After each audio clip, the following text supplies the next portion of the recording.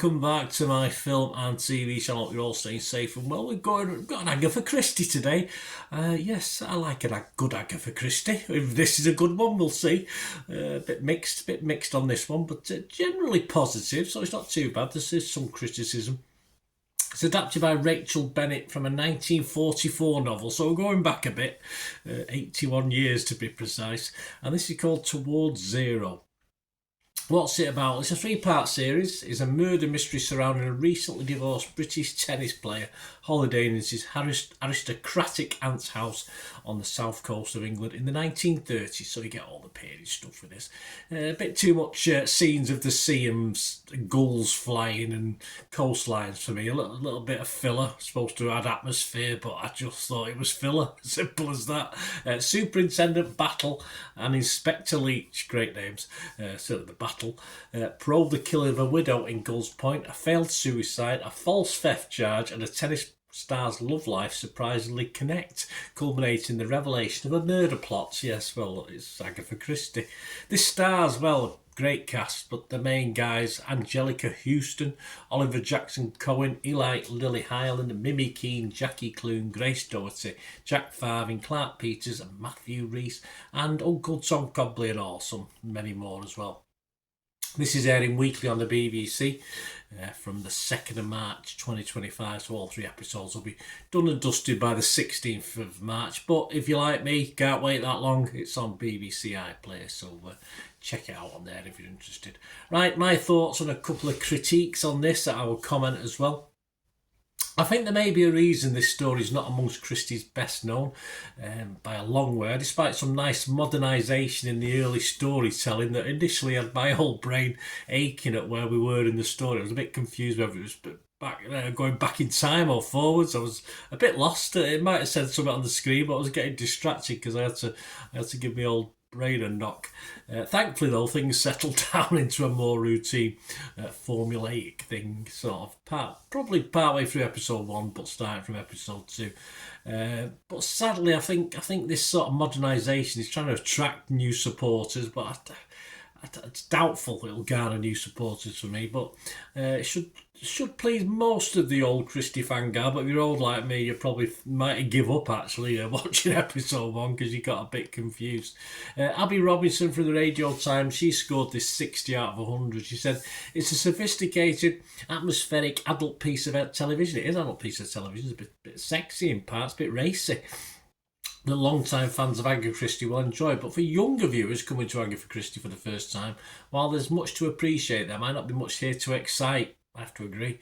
It's pretty by the numbers stuff plot-wise.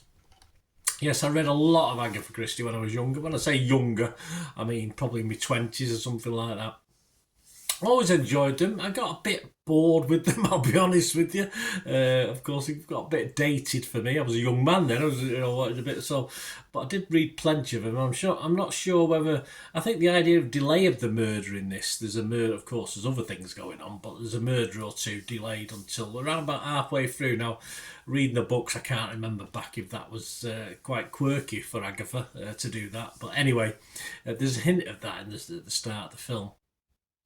And despite the normal it does normally mean we can help check out the suspects, doesn't it? We get all the backstories, but I never really felt as though it was flushed out properly. Still so many questions to answer on the characters that all rattled up to this house, of course. And there's not that many of them, actually. There's probably less than a normal Agatha Christie mystery.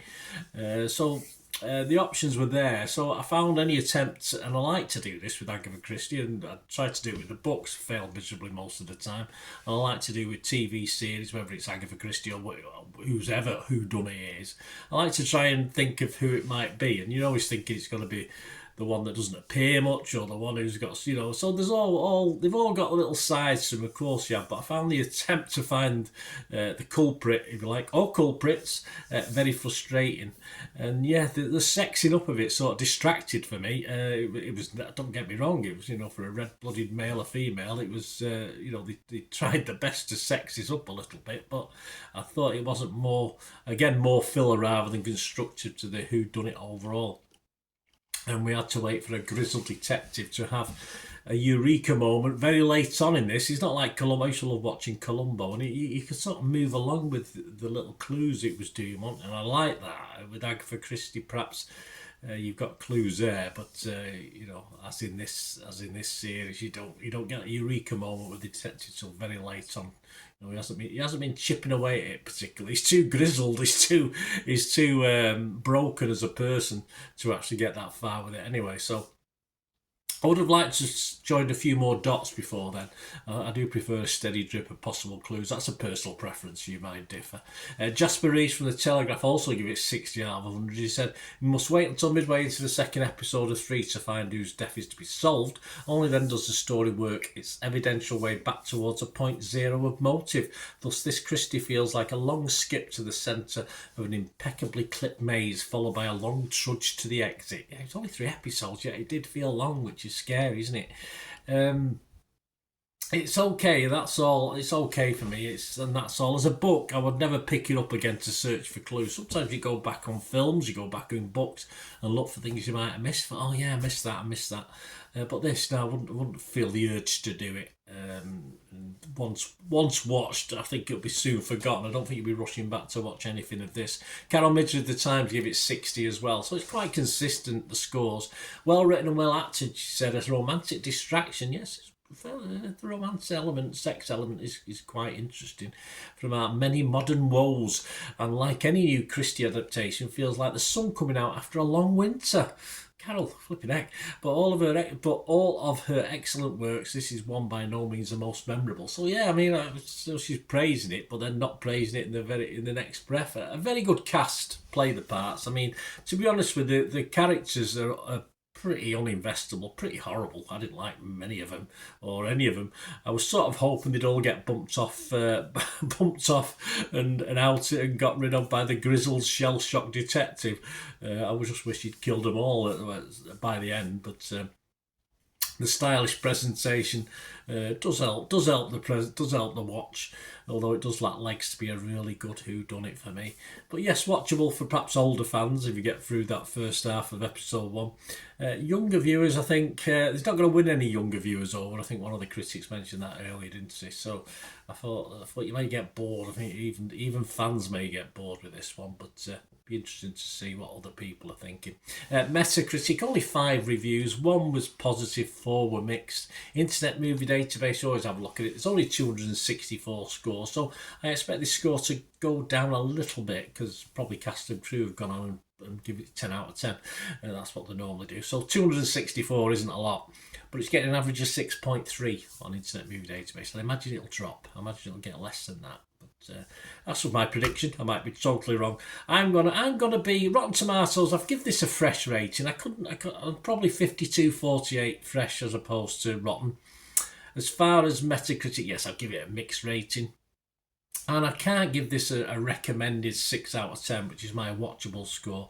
But I'm going to give it a 5.5. I'm going to give it a 5.5 out of 10. There was bits in it I liked, so as I say, despite being a little bit out of place in the overall, if you like, an Agatha Christie, the raunchiness of it, the adaptation was interesting, to say the least. Old Agatha wasn't that raunchy, I don't think, but that's modern adaptations of a story that wasn't that well appreciated probably when it first came out compared to some of her other novels. So I might be wrong on that. That's just my opinion anyway. So let me know your thoughts, guys. 5.5 from me. Let me know your thoughts in the comments or contact me through my various socials. And if you want to know how to do that or you want to help support the channel, guys, I'm always trying to improve and put some work in to help you make decisions on films and TV. So if there's anything you can do, it might just be watching an ad, which doesn't cost you anything, or you want to get a membership, that'd be fantastic. So you get lots of different little things as well, copies of scripts and stuff like that. So very useful if you're doing the film and TV stuff for the TV time. So you can you can get my little script to know what's on and when it's coming on. So you don't have to buy the TV times, but you probably do for the pictures and stuff. But anyway, so if you're interested in supporting the channel, guys, that'd be much appreciated. Thank you for all new subscribers, and if you can give us some support, just stay watching and listening. Ways to help me out, guys, if you watch the ads, if the ads on this YouTube ads, that helps in a very little way, but it all helps. It all, watch the pennies and pounds look after themselves, they say, don't they? Or the pennies or the 10p's look after themselves. But if you watch the ads or follow the links on the ads as well, that's always a nice way to support the channel. If you sort of hang on for it, I've done that. I watched other people's and followed the ads, just something I fancied, which does happen from time to time.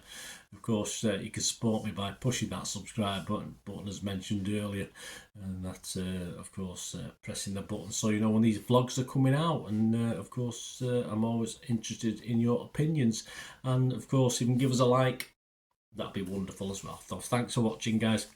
Hopefully I'll join you very, very soon with something else. Until we meet again, I'll never ask one thing, don't I? Please stay safe, everyone.